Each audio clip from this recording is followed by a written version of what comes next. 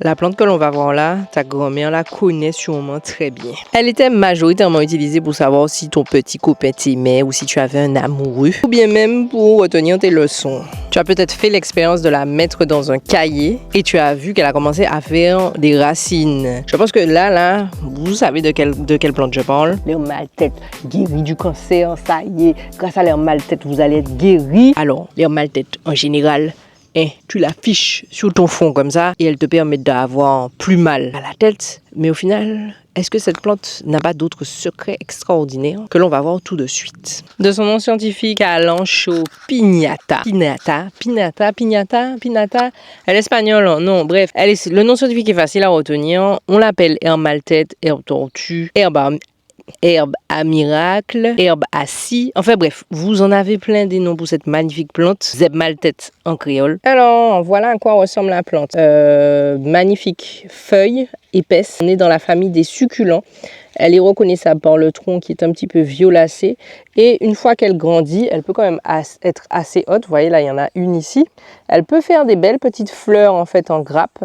Et ça se multiplie énormément. C'est extrêmement envahissant. Et quand vous malaxez la feuille, vous allez voir qu'il y a de l'eau à l'intérieur. Alors, l'herbe mal-tête, elle n'est pas de chez nous, d'accord? Elle vient de là-bas, de Madagascar. C'est une plante, comme je vous l'ai dit, qui est de la famille des succulents. Donc, en général, vous allez avoir dans ces familles-là des plantes qui sont gorgées d'eau. Ici, sous nos latitudes, on l'utilise majoritairement pour le mal de tête. C'est pour ça qu'on l'appelle herbe mal-tête. Elle est souvent laissée un peu de côté. On s'en fiche un peu de cette plante. Alors que, les gars, c'est une plante qui est extraordinaire. Mais quand je vous dis que c'est extraordinaire, vous allez voir, vous n'allez plus la regarder de la même façon. Vous savez déjà, c'est à ça que servent ces vidéos. C'est que pour ne plus que vous toisiez les plantes, pour ne plus que vous les snobiez, pour que vous puissiez les utiliser correctement, surtout si un jour, ne sait-on jamais, vous avez besoin voilà, de ces plantes et que vous n'avez pas d'autre choix. Bref, vous allez, comment va se dérouler cette vidéo, me direz-vous, même si vous ne me l'avez pas demandé. Vous savez déjà, je vais vous le dire quand même. On va d'abord voir les usages populaires. Oui, bien sûr, comment on l'utilise sous nos latitudes, surtout en Martinique. On va voir ce que la science dit. Aussi, les choses en fait qu'on ne sait pas. Voilà, vous allez découvrir des choses extraordinaires sur cette plante. Les contre-indications, vous savez déjà, est-ce qu'on peut l'utiliser ou pas. Et son utilisation, comment on la prépare, sous quelle forme, combien, voilà, les questions que vous savez, que vous aimez poser là. Est-ce que c'est 20 grammes, 30 grammes, 3 feuilles, 4 feuilles? Vous saurez tout, je vous place ça à la fin de la vidéo. Voilà, et bien on est parti, j'ai envie de dire. Alors, sous nos latitudes en Martinique, je suis en train de perdre toutes les feuilles de mon herbe mal-tête. Alors, comme je vous ai dit, en général, elle est un petit peu snobée, elle n'est pas forcément utilisée. Vous allez la voir pousser dans des endroits où il y a un peu de fraîcheur, où il n'y a pas trop de soleil. Il y en a beaucoup, genre qu'on appelle ça, de tivoli. Vous en avez un petit peu partout. Vous en trouvez dans les jardins, mais c'est pas une plante qui est extrêmement utilisée. Vous me direz en commentaire comment vous l'utilisez, si vous l'utilisez, ou si elle est plus décorative pour vous. Parenthèse, quand elle est au soleil, elle change d'aspect, d'accord? Elle va avoir une feuille un petit peu plus, pas brune, mais violette, et la feuille va vraiment se fermer. C'est la même plante, c'est juste qu'elle s'adapte à son environnement. Si elle est trop au soleil, elle va se gérer pour, en fait, être moins grasse, être moins belle visuellement. Si elle est à l'ombre, mi-ombre, elle sera un petit peu plus grasse comme celle-là ici. Ce qui est bien, c'est que c'est vraiment une plante de la régénérescence, d'accord? Pourquoi? Parce que au bout, là, à chaque bout ici, c'est des départs de racines. Donc, si vous voulez multiplier cette plante, c'est très simple. Vous prenez une feuille, vous la placez sur la terre comme ça, bam, et ça repart. Ou bien même dans un cahier, Icaripati. C'est vraiment une force de résilience. C'est un exemple pour nous que nous devrions suivre.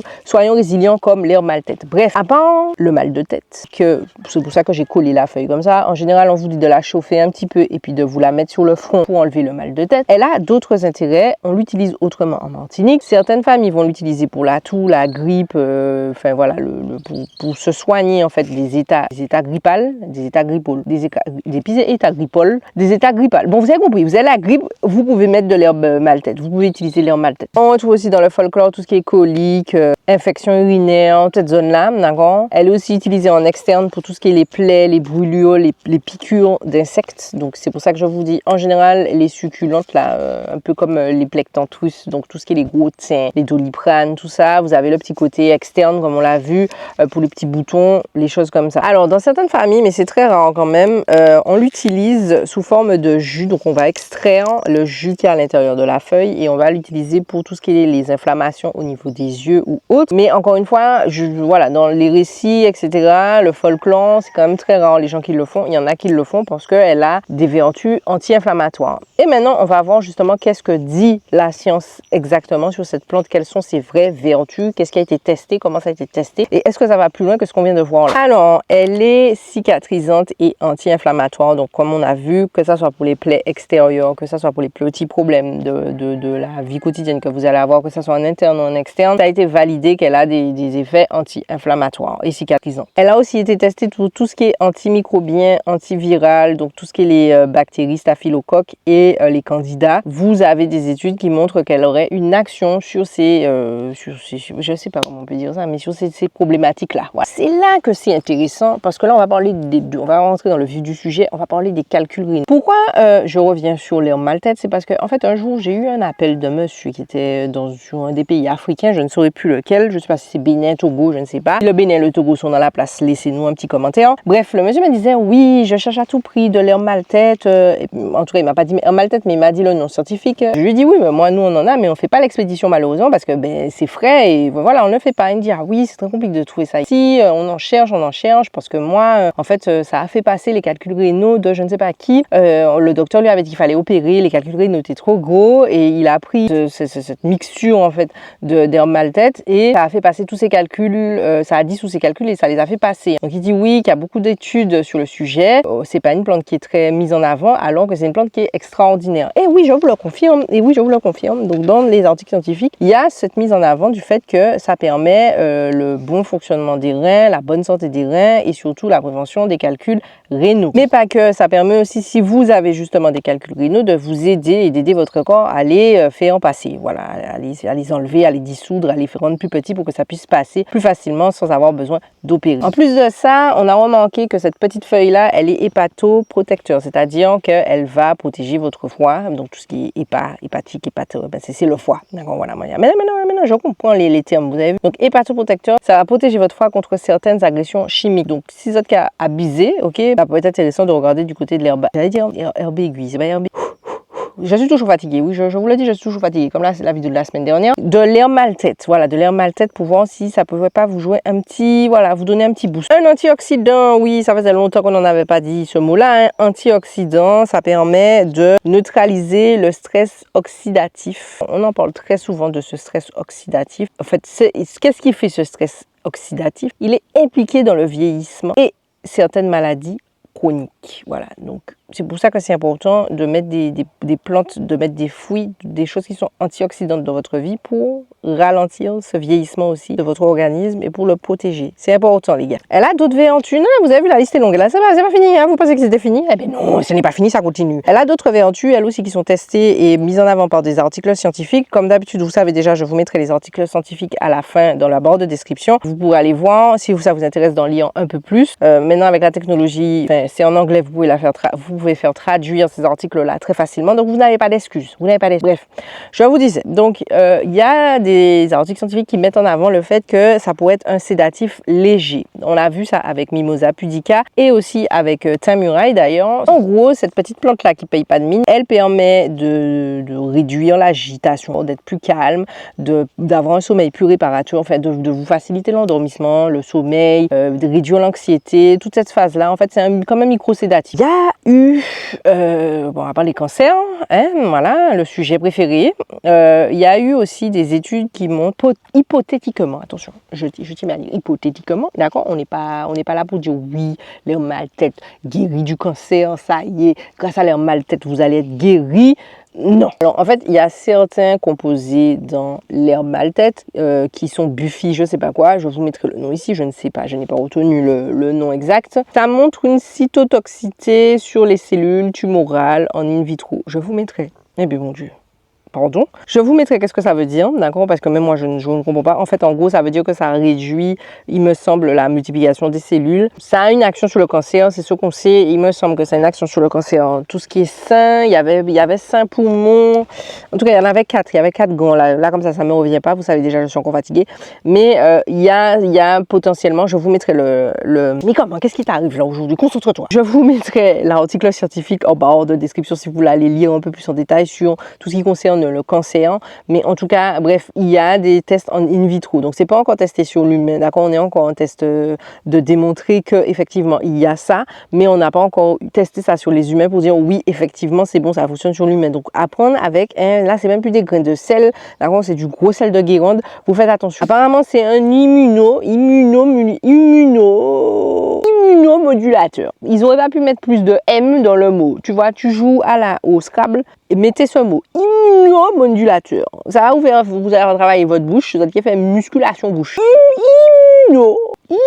Immunomodulateur. Quelqu'un qui apprend le français, il tombe sur des mots comme ça, il se dit mais attends, qu'est-ce que c'est? Pourquoi il y a des mots aussi compliqués? Ma bouche fait un looping. Bouche moi a fait un roller coaster. Il a fait un parc d'attraction. Nous c'est Disney. Bouche moi a fait immunomodulateur. Bon bref. Ce que ça veut dire, c'est que ça renforce les défenses immunitaires tout en réduisant l'inflammation. Donc si vous avez de l'inflammation excessive, que vous voulez renforcer vos défenses immunitaires, l'herbe maltaite a cette possibilité-là. Encore une fois, on est en phase de recherche. Ils ont démontré qu'à ça, c'est pas acquis, c'est pas, voilà, ne prenez pas ma parole comme parole d'évangile, je vous invite à aller faire vos recherches. Il faut savoir que, alors c'est pas très répandu ici, je pense que je n'ai jamais entendu parler de ça ici, mais dans certains pays, elle est utilisée, elle est recherchée en tout cas. Elle est étudiée, voilà, c'est le bon terme, elle est étudiée pour en fait montrer son action sur les effets secondaires de la chimiothérapie.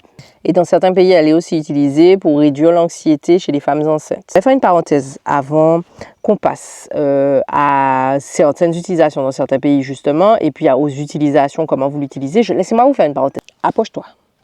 Approche-toi correctement. M'en pas docteur. Voilà. M'en pas docteur. Arrêtez de m'appeler. D'accord? Je vais vous le dire pour la énième fois. Dernièrement encore, j'ai eu un monsieur qui m'a appelé à midi, et je tiens à préciser midi parce que c'est important pour la suite de l'histoire, pour me dire, oui, bonjour, je viens de voir votre vidéo sur YouTube, donc je voudrais des conseils. Quand je pète, ça pue, quand je vais caca, ça pue, qu'est-ce que je dois prendre? Excusez-moi, est-ce que vous sentez que déjà, premièrement, de 1, j'ai envie de recevoir ça à midi, et de 2, vous sentez que je vais pouvoir vous aider? Je ne sais pas qui vous êtes, je ne suis pas habilitée à, m'en pas fait le grand l'étude médecine pour ça ou ni qu'au problème.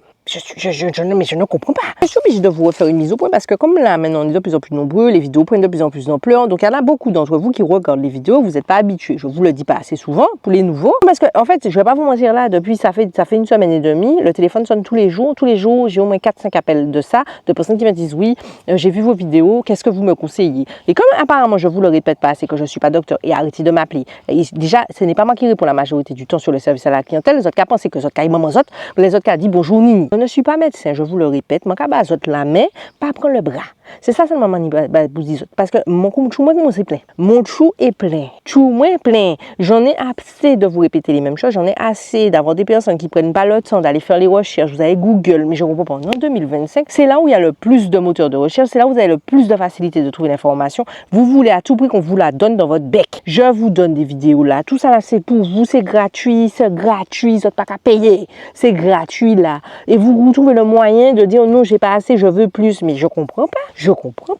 Vous m'épuisez. Je vais être au point où bientôt je vais même plus faire de service à la clientèle par téléphone, ce sera juste par mail et je vais vous mettre un mail automatique pour que ça vous dise clairement je ne suis pas docteur. Quant à ceux qui ne comprennent pas qu'on est fermé, qui se permettent de dire oui, ben je suis pas loin, je peux venir, alors que c'est écrit partout que c'est fermé, c'est écrit partout, pas de visite, pas de récupération sur place, c'est écrit partout que je ne suis pas docteur, vous trouvez le moyen de me poser les mêmes questions redondantes 6000 fois par jour et de me demander mais vous n'avez pas de boutique, alors que je fais que de vous répéter lesjardindonini.com. Bon bref, voilà.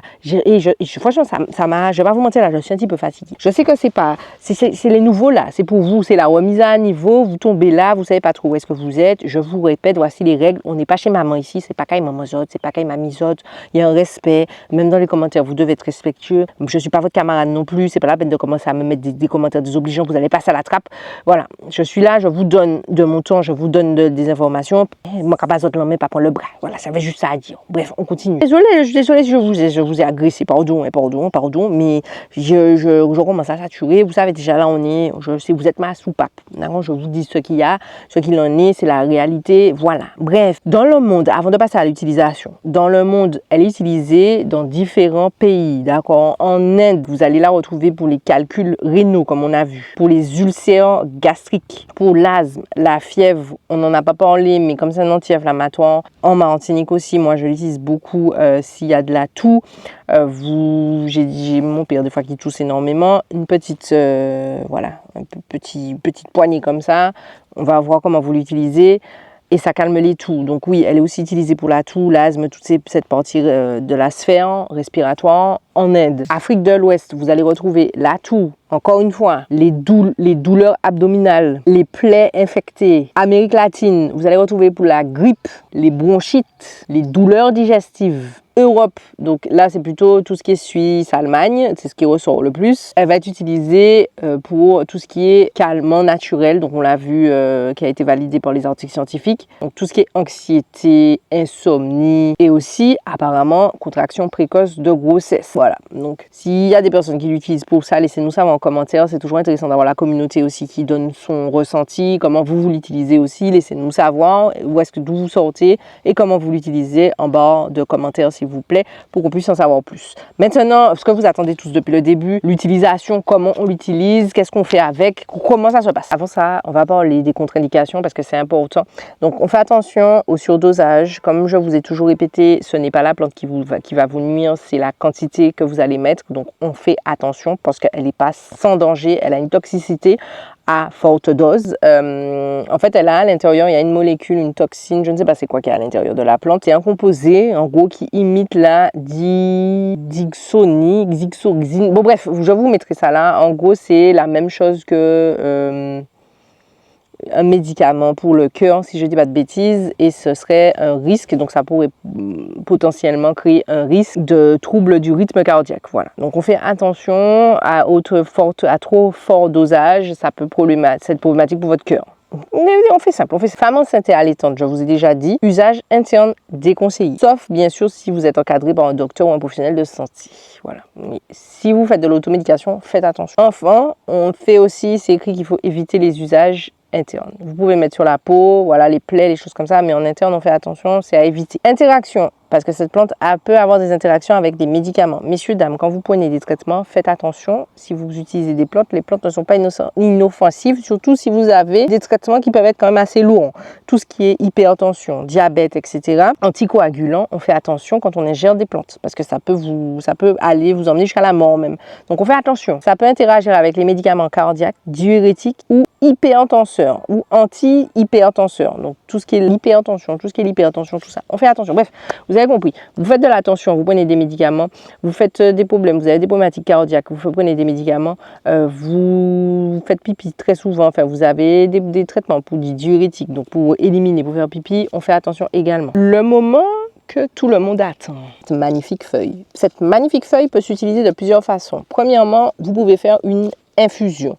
Oui, donc rien de plus simple, vous prenez des feuilles, une petite poignée. En général, les feuilles sont quand même assez grosses, donc une petite poignée, c'est à peu près, je vous dirais, entre 4 et 6 feuilles. Petites, par exemple, comme ça, vous pouvez prendre entre 4 et 6 feuilles. Si elles sont très grosses, entre 2 et 3 feuilles suffisent. Vous savez, les très très grosses, là, j'en ai pas... Attendez, je vous montre les grosses feuilles. Que ça, donc si vous avez les petites feuilles comme ça, vous essayez d'en prendre entre 4 et 6. Si vous avez des grosses feuilles comme ça, 2 et 3, ça fait le travail et vous faites une infusion. D'accord, une infusion, c'est-à-dire que vous faites chauffer l'eau, vous éteignez jusqu'à peu près 90. Quand ça fait des petites bulles, vous éteignez et ensuite vous mettez soit l'eau sur les plantes, soit les plantes dans l'eau et vous laissez infuser. Vous allez recouvrir et vous laissez infuser. C'est pour ça que ça s'appelle une infusion et vous laissez infuser entre 10, 15, 20 minutes, ça dépend, c'est vous qui voyez. Ça, c'est fait pour tout ce qui est la grippe, la toux, la fatigue, l'anxiété, tout ce qu'on a vu, vous pouvez faire ça pour ça. Donc, vous pouvez soit l'utiliser sous forme d'infusion, l'utiliser sous forme de décoction. Donc, à ce moment-là, vous faites chauffer la plante et l'eau. d'accord, l'eau, la plante, boum, ensemble, et vous laissez chauffer jusqu'à, faites bouillir 10 minutes, dépendamment de votre feu, parce que moi si je mets 10 minutes, mon feu est lent, ça n'a pas qu'à faire en patate. Donc vous laissez bouillir jusqu'à ce qu'il y ait petits frémissements, petites bulles qui commencent à apparaître, vous éteignez, et ça c'est bon pour tout ce qui est les calculs rénaux, les douleurs abdominales, les infections urinaires, toutes ces choses-là. Ça va être un peu plus concentré parce que c'est en décoction. Je vous le redis, la décoction c'est plus concentré que l'infusion. Pour qu'à vivre longtemps, si vous avez peur, vous n'êtes pas sûr, l'infusion est votre meilleur ami. Cataplasme, c'est-à-dire que vous allez froisser la feuille, d'accord, comme ça, vous allez extraire le jus et ça va être pour tout ce qui est les problématiques externes, donc les plaies, les douleurs un peu à l'externe, tout ce qu'on a vu, les piqûres, toutes ces petites choses qui vous dérangent au niveau externe, vous pouvez le faire. Les brûlures, les maux de tête également, puisqu'on a vu. Soit vous le faites sous forme écrasée pour le mal de tête, soit vous pouvez juste faire ça aussi. Donc je vous ai dit légèrement chauffer et vous appliquez la feuille sur votre tête. Voilà. Et ça normalement c'est censé calmer votre mal de tête. C'est encore une fois un peu plus une légende que après il y en a pour ça qui ça fonctionne, mais ce n'est pas on va dire le but premier. Voilà. Le but premier, on l'a vu qui a été prouvé par les articles scientifiques. Le dernier usage, en général, on le retrouve beaucoup dans les autres pays. C'est très populaire ailleurs et chez nous, c'est pas quelque chose qu'on fait très souvent. C'est pas un réflexe. Donc, quand je dis ça aux gens de faire cet usage-là, les gens me regardent en mode de ah bon, on peut faire ça, c'est pas dangereux. Voilà. Bien sûr, ça reste populaire. C'est à vous de voir. Vous êtes maître de votre bateau. Vous faites ce que vous voulez. C'est le jus. Vous avez différentes façons de faire un jus. Soit vous avez un extracteur, vous passez les feuilles à l'extracteur, vous recueillez, ça se dit, hein, vous recueillez. Vous cueillez, mais vous cueillez pas, vous n'êtes pas des cueillers. Vous prenez soit la pulpe, vous la mettez à côté, vous récupérez le jus. La pulpe, vous pouvez après l'utiliser en externe si vous avez des problématiques de peau, coup de soleil, brûlure, tout ça, vous pouvez l'utiliser. Et vous récupérez le jus. Ça va vous donner un jus pur. Il n'y a pas besoin de mettre beaucoup de feuilles, d'accord? Ce jus-là, c'est cette façon de faire si vous avez un extracteur. Si vous n'avez pas des extracteurs, comme nous, on est dans la team, on n'a pas l'argent, on n'a pas la moula. Et on n'est pas riche. On n'a pas l'argent pour acheter un extracteur de jus pour faire un jus tous les 4 mois de la Saint-Glinglen. Vous avez un mixeur, d'accord? Dans le mixeur, vous mettez quelques feuilles, un peu d'eau fraîche et puis vous mixez ça, vous tamisez pour ne pas avoir le truc arraché là dans votre gorge. Et puis voilà, vous avez votre jus. Dans les deux cas, les deux façons fonctionnent. On fait attention, on ne surdose pas. Je vous dis à peu près une poignée, ça vous fait un peu la même chose que si vous faisiez une infusion, une décoction. Vous prenez à peu près 4-6 feuilles petites ou alors 3-4 grosses feuilles. Vous mettez, si vous faites avec de l'eau fraîche, vous pouvez mettre entre 4 et 6 feuilles, d'accord? 4 et 6 grosses feuilles comme ça. Je fiche 500 ml d'eau, on va dire ça comme ça. Et ça me fait à peu près 700 ml de trucs. Une fois que c'est tamisé, ça revient à peu près à 600 ml. Il n'y a pas grand chose, il n'y a pas beaucoup d'eau en tout dedans quand c'est précis. Donc ça vous fait à peu près ça. Et je bois 3 tasses dans la journée. Je fais attention, je vous le répète, si vous avez des problématiques cardiaques, si vous avez des problématiques avec la tension, tout ça, vous êtes sous médicaments, ne prenez pas ça, ne faites pas ça comme ça. Le jus, c'est concentré, c'est plus puissant, que ce soit pour les maux de gorge, etc. C'est ce qu'on fait. Nous, on prend du jus, on prend le jus pur. Si on a des problématiques de respiration, c'est le jus pur qu'on va aller chercher plutôt que l'infusion, décoction, tout ça, on fait pas. Nous, c'est jus, nous qu'a fait. C'est sous forme de cure, comme on l'a déjà vu dans les autres vidéos. Vous n'allez pas prendre ça tous les jours. Vous faites 2-3 jours et puis vous vous arrêtez. Bien sûr, si votre problématique elle est là depuis plus d'une semaine, il faut aller voir le docteur, messieurs, dames, il ne faut pas attendre que ça prenne des proportions bronchitales, fontitales, et puis ça vous fout à l'hôpital. Il faut aller voir le docteur. J'ai fait le tour sur cette plante. Comme je vous dis, je trouve que c'est une plante qui est très mise de côté sous nos latitudes, et c'est dommage. Nous, on l'utilise quand même beaucoup pour les problématiques de toux. Voilà, c'est ce qui revient le plus souvent, c'est la toux. Il me semble aussi qu'on peut l'utiliser pour les otites. J'en ai pas parlé, mais ça vient aussi souvent pour les problématiques d'otite. C'est-à-dire que tu vas prendre une feuille comme ça, tu vas faire chauffer, tu vas extraire le sucre, donc le jus qui est à l'intérieur, et tu vas mettre dans tes oreilles. Comme elle est antibactérienne et anti-inflammatoire, comme on l'a vu, c'est pour ça que ça fonctionne pour les otites. Bref, vous tapez dans Google Scholar, je vous ai toujours dit, c'est avec Google Scholar que vous devez faire vos recherches sur les vertus des plantes, pas avec Google Scholar est votre meilleur ami, ça répertorie tous les articles scientifiques sur le sujet et on n'utilise pas le nom vernaculaire, c'est-à-dire herbe mal-tête ou alors comme vous l'appelez herbe tortue, peu importe comment vous l'appelez dans votre pays, on utilise le nom scientifique. Le nom scientifique, c'est comme le badge à vie de la plante, c'est-à-dire que c'est le nom, c'est son nom partout, que ça soit en Asie, en Afrique, en Europe, sous nos latitudes, c'est ce nom-là qui est utilisé. Si je dis qu'Alochea, le nom scientifique Pignata, là, ils vont savoir de quoi je parle. Si je dis herbe mal-tête, les gens vont me regarder en mode d'une île à une autre, ça change. Donc déjà là, on est perdu. Donc le nom scientifique, c'est votre meilleur ami. Si vous voulez vraiment bien faire les choses et faire vos recherches correctement, le nom scientifique est votre meilleur ami. Ne vous détachez pas de lui, s'il vous plaît. C'est là. Je m'arrête là. Comme d'habitude, petit pouce, petit partage, petit commentaire. Je pense que je transpire comme un chacal là. Laissez-moi savoir comment vous l'utilisez. Est-ce que vous l'utilisez? Est-ce que vous en avez dans votre jardin? Est-ce que ça pousse comme ça, mi-ombre? Voilà, la fraîcheur des arbres. Ou bien pas du tout, c'est en plein soleil. Voilà. À ne pas confondre avec la variété qui a un tronc un peu qui fait comme des épis. Un tronc épinal, on va l'appeler comme ça, qui fait des épis, qu'on le retrouve souvent au bord de la route, surtout près de la rocade. Ce n'est pas la même variété, c'est pas la même chose. C'est pas de l'herbe mal-tête, c'est vraiment une autre variété. Je suppose que c'est aussi de la famille des succulents, mais ce n'est pas la même plante. Donc n'allez pas vous arrêter dans les embouteillages, prendre 2-3 feuilles de cette plante-là pour ficher ça dans votre bec, parce que déjà vous allez vous empoisonner, parce qu'il y a les gaz qui se sont posés sur la plante, et en plus ce n'est pas la même plante. Je vous le répète, quand vous prenez des plantes, faites attention à là où vous les prenez. Si le jardin est à côté de la route, on fait attention. S'il y a un résidu noir sur toutes les feuilles, on ne prend pas ça. Parce que ça veut dire que il y a tous les résidus d'hydrocarbures de la pollution en fait, des voitures qui est sur vos plantes. Donc vous allez les ingérer. Voilà. Donc on fait attention à où est-ce qu'on prend. Je vous dis à la prochaine vidéo. Et puis je vous le dis, dites-nous bien en commentaire. Non mais j'insiste. Dites-nous en commentaire ce que vous faites avec l'herbe mal-tête. L'herbe mal-tête est disponible sur notre site internet pour ceux qui s'y sont intéressés, uniquement en livraison en Martinique pour les produits frais. Et c'est les produits séchés qui sont en expédition, lesjardindesnini.com si vous voulez retrouver les produits, lesjardindesnini.com. Ce n'est pas la peine de m'appeler, je vous le redis, nous ne sommes pas docteurs, tout ce que je vous ai dit là, c'est des choses que vous retrouvez dans les articles scientifiques, dans les livres, ce n'est pas moi qui vous donne des conseils. Voilà. Je vous ai dit, je suis trop faible pour du cos, ne m'envoyez pas à la prison s'il vous plaît, et arrêtez de m'appeler pour ce genre de questions-là. Voilà. Je ne peux pas vous aider si votre caca pue, et si quand vous pétez ça pue, désolé, allez faire vos recherches. Sur ce, belle journée.